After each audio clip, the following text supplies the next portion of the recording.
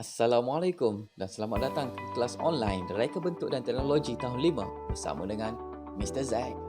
Dan untuk pembelajaran pertama pada hari ini, kita akan berfokuskan dengan standard pembelajaran 4.3.1 iaitu mengenal pasti jenis jahitan tangan pada artikel jahitan. Sebelum itu, kita lihat dahulu apakah skop pembelajaran yang anda semua akan terokai bersama dengan Mr. Zack. Anda lihat di sini, kita ada 4 unit yang akan anda semua pelajari. Unit pertama mengenai teknologi rumah tangga. Unit kedua mengenai aplikasi reka bentuk teknologi kejuruteraan. Bagi unit yang ketiga, kita akan bersama-sama mengenal mengenai reka bentuk pengatur caraan. Dan bagi unit yang terakhir iaitu unit yang keempat, anda semua akan menerokai dunia teknologi pertanian. Seronok kan reka bentuk dan teknologi? Hari ini kita akan fokuskan dahulu untuk unit yang pertama iaitu teknologi rumah tangga. Bagi teknologi rumah tangga sebenarnya terdapat pelbagai skop di dalam topik ini. Dan untuk hari ini kita akan fokuskan kepada mengenal mata jahitan. Ada berapa mata jahitan semua yang Mr. Z akan kongsikan kepada anda semua?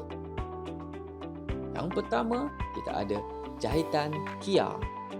Wow, nama macam kereta kan? Jahitan Kia. Jahitan yang kedua, jahitan jelujur halus. Bila dah ada benda yang halus, sudah tentu kita ada jahitan jelujur kasar. Mari kita lihat mengenai jahitan Kia terlebih dahulu. Ini ialah rupa jahitan Kia. Kalau anda lihat seperti garisan putus-putus yang mempunyai ruang yang sangat kecil. Sebenarnya jahitan Kia ini kita dapat jumpa pada keseluruhan badan kita, di mana jahitan-jahitan pada baju merupakan jahitan Kia ataupun juga dipanggil sebagai jahitan mesin.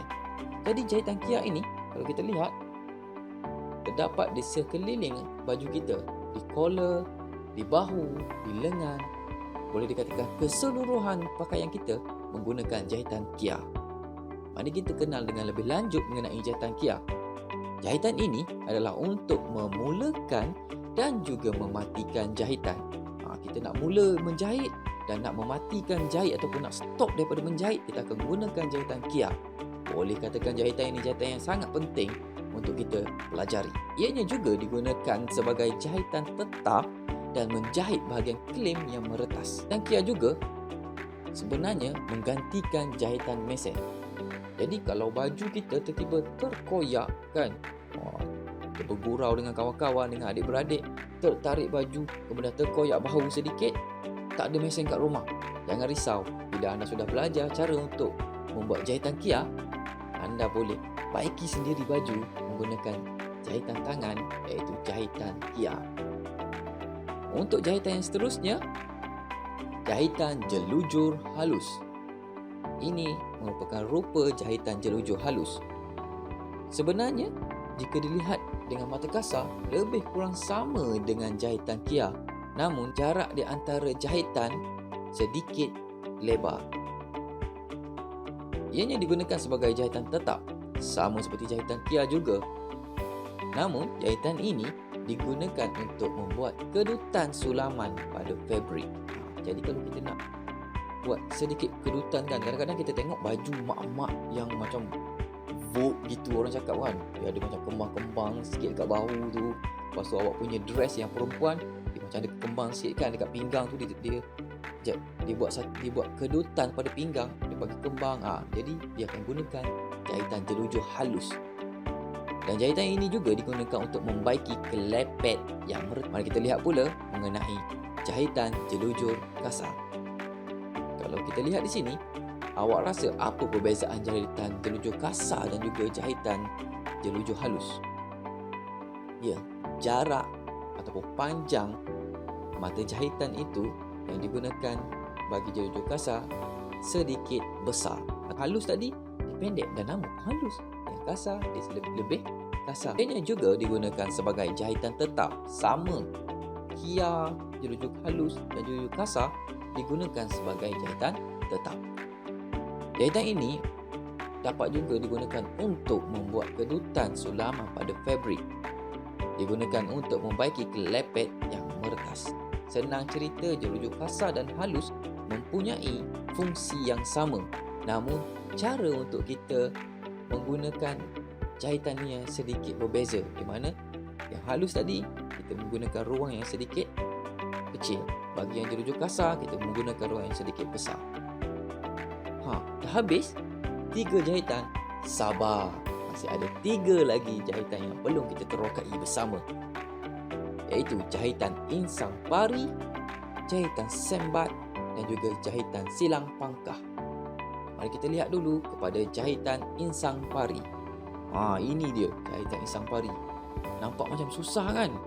Sebenarnya senang saja untuk kita buat jahitan insang pari ini. Jahitan ini digunakan sebagai jahitan tetap untuk mengemaskan bahagian tepi fabrik. Dekat tepi tu, kalau kita nak buat kemasan, tak nak bagi dia berbulu ke, nak bagi dia nampak lebih cantik ke, kita akan gunakan jahitan insang pari. Jahitan ini juga sebagai jahitan hiasan untuk menjahit motif. Ini kita akan belajar dengan lebih lanjut lagi pada masa yang akan datang. Seterusnya ialah jahitan sembat. Jahitan sembat, kalau kita tengok pada gambar ni, nampak macam senang je kan kita nak buat jahitan sembat ni kan. Tak susah sangat sebenarnya. Jahitan ini digunakan sebagai jahitan tetap untuk menjahit bahagian kelepet atau bahan hiasan. Bahan hiasan, macam mana bahan hiasan yang kat baju kan? Pernah tengok baju sekolah kita ada lencana kan? Jadi lencana tu, kalau kita nak guna jahitan sembat pun boleh. Jadi jahitan-jahitan yang kita belajar ini sebenarnya dapat digunakan untuk kegunaan harian kita. Dan yang seterusnya ialah jahitan silang pangkah. Silang pangkah. Yang inilah gambar silang pangkah. Kan sama macam saya buat tadi. Macam ini. Kita menyilang pangkah dia. Cantik nampak kan? Jahitan ini digunakan sebagai jahitan tetap untuk mengemaskan bahagian kelepet, lipatan atau tepi kain. Jahitan ini juga dapat dijadikan sebagai jahitan hiasan. Sebab dia cantik. Kalau kita tengok pun, wow, macam awesome kan. Kalau kita dapat buat kat bahu ni, pusing sekitar bahu kita, nampak cantik. Nampak macam style orang cakap. Jadi itu ada 6 jenis jahitan yang saya sudah tunjukkan kepada anda semua. Dan sekarang masa untuk tugasan. Ada tugasan? Come on. Senang saja tugasan kita pada hari ini. Apa yang kita kena buat? Snap and share. Apa snap and share? Senang saja. Anda semua perlu mengembara ke serata rumah anda dan cuba dapatkan 2 jenis jahitan. 2 saja. 6 yang saya bagi tahu tadi, awak hanya perlu cari 2 saja jenis jahitan. Kemudian ambil gambar dan hantarkan kepada Mr. Zack. Senang saja. Tu, apa tunggu lagi?